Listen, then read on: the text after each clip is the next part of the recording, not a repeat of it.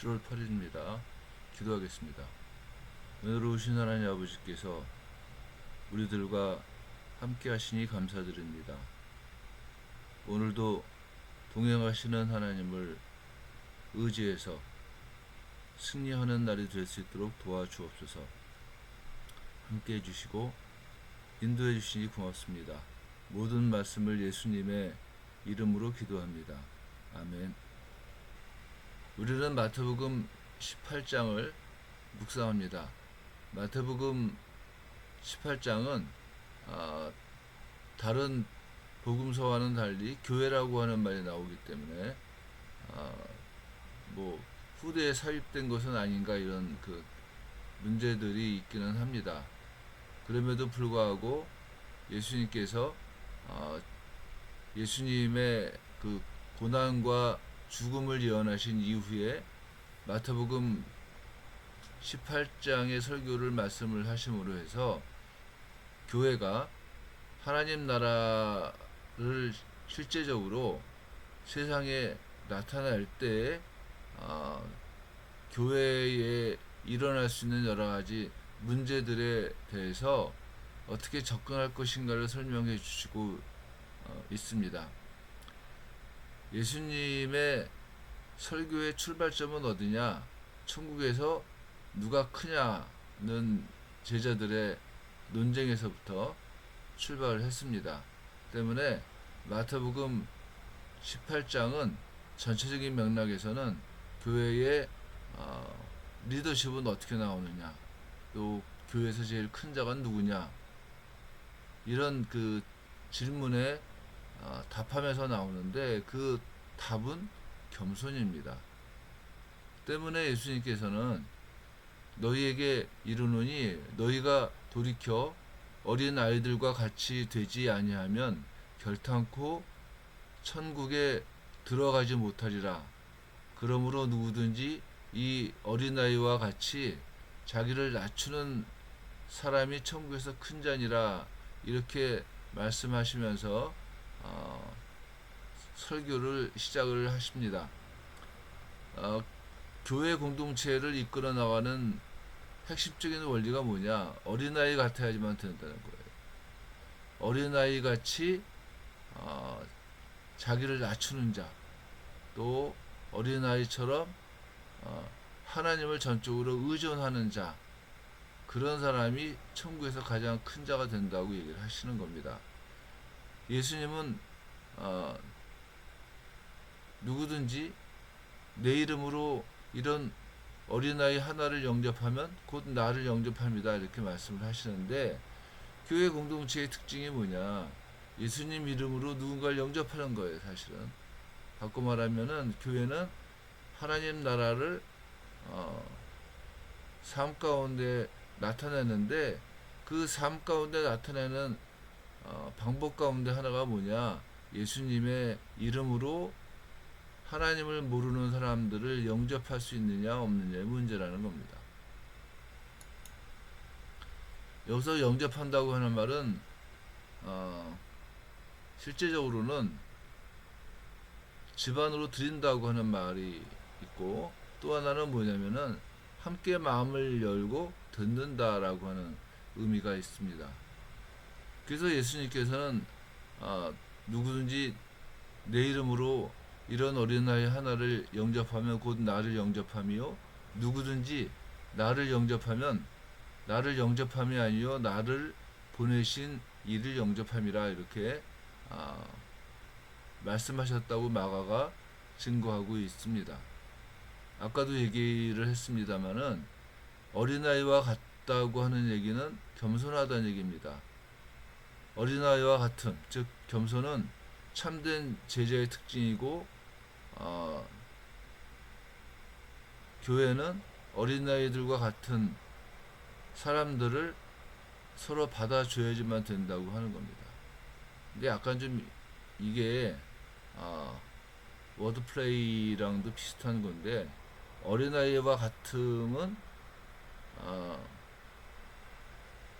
그 어린아이의 특징 가운데 있는 자기 중심성이 아니라 부모를 의존하는 의존성을 얘기를 하는 거예요. 그런데 내 이름으로 이런 어린아이 하나를 영접하면 이 말 속에 나오는 어린아이는 겸손한 특징을 갖고 있는 겸손함의 이 상징성을 갖고 있는 게 아니고 실제로 어린아이 같이 그 삶의 여러 가지 어떤 한계를 갖고 있는 사람들을 얘기를 하는 겁니다. 그래서 어린아이 같이 방황하는 그런 사람들을 예수님 이름으로 교회가 영접해야지만 된다고 하는 것을 말씀하시고 있는 겁니다.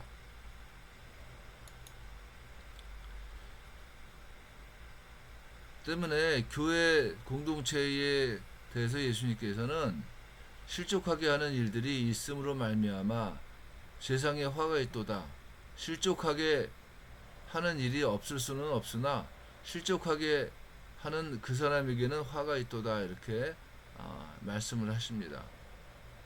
교회라고 하는 게 사실은 어린아이 같은 사람들이 모여있는 곳이기 때문에 조금만 잘못하면 누군가를 넘어지게 하고 누군가를 실족하게 만들 수 있다고 하는 거예요.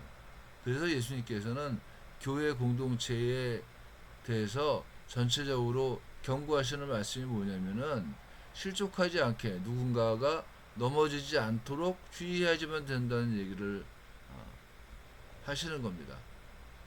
또 예수님께서는 만일 내 손이나 내 발이 너를 범죄하게 하거든 찍어 내버리라. 장애인이나 다리 저는 자로 영생에 들어가는 것이 두 손과 두 발을 가지고 영원한 불에 던지는 것보다 나으니라. 만일 내 눈이 너를 범죄하게 하거든 빼어 내버리라. 한 눈으로 영생에 들어가는 것이 두 눈을 가지고 지옥불에 던져지는 것보다 나으니라. 이렇게 말씀을 하십니다. 지금도 마찬가지지만은 죄를 범할 때에 이 그 제일 많이 노출되는 곳이 어디냐면 눈과 손과 발 아니겠습니까? 그래서 예수님께서는 손과 발을 얘기를 하십니다. 눈을 얘기하십니다. 그러면서 혹시 이 손이나 발이 범죄를 하게끔 만드는 범죄하는 현장 속에서 범죄를 이끌어 나가게끔 만드는 일들을 한다면은 차라리 잘라버려 갖고 장애인이나 아니면은 다리 저는 자로 영생에 들어갈 수 있도록 하자, 이런 얘기를 말씀을 하시는 겁니다. 이게 예수님의 과장된 표현이기도 한데 교회 공동체를 이 지키는 과정 가운데에서 실족하게 할 수 있는 그런 가능성을 예수님께서는 손이나 발이나 눈으로 말씀을 하시고 있는 거예요. 더 나아가서 예수님께서는 100마리 양 가운데 한 마리를 잃어버렸을 때 찾으면은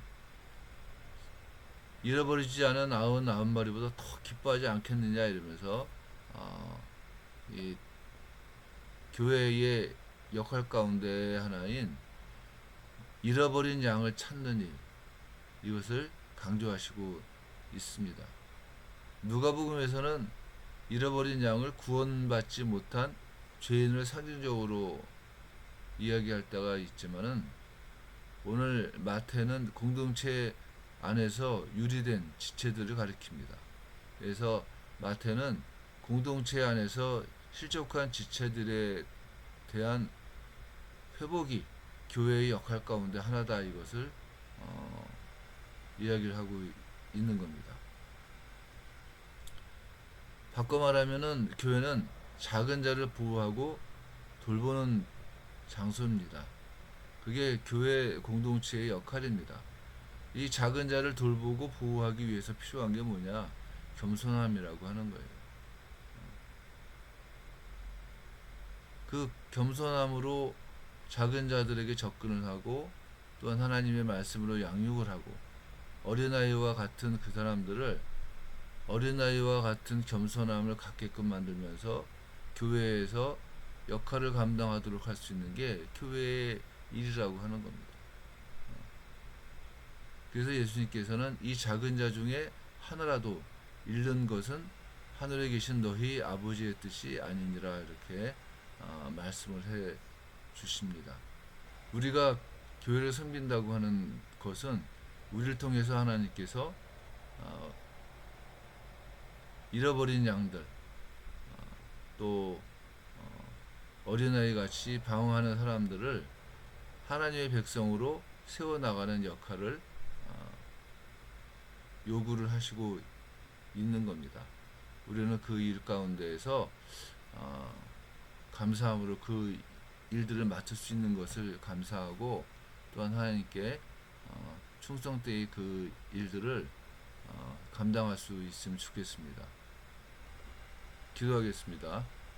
은혜로우신 하나님 아버지, 우리들이 오직 하나님만을 소망하며 교회의 구성원으로서 어린아이와 같이 겸손함을 갖고 이 땅에서 방황하는 어린아이 같은 사람들을 하나님 앞으로 인도해 갈 수 있는 축복을 허락해 주시옵소서.